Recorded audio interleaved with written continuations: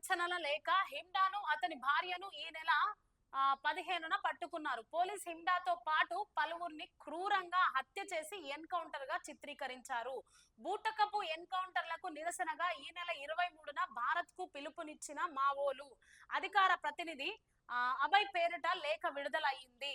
చూడండి, మావోయిస్టులకు ప్రభుత్వం మీద ఈ రాష్ట్రాల మీద చట్టం మీద నమ్మకం వచ్చి కొంతమంది లొంగిపోయిన తరువాత ఆ నమ్మకాన్ని ఎప్పుడైతే నమ్మినరో అప్పుడే నమ్మకం మీద దెబ్బ కొట్టి కొంతమంది మావోలను బూటకపు ఎన్కౌంటర్ తో చంపడం జరిగింది అని అంటున్నారు. చూడండి, మావోయిస్టులను ఎన్కౌంటర్ చేయడంతో పాటు దేశవ్యాప్తంగా తీవ్ర సంచలనం రేపింది.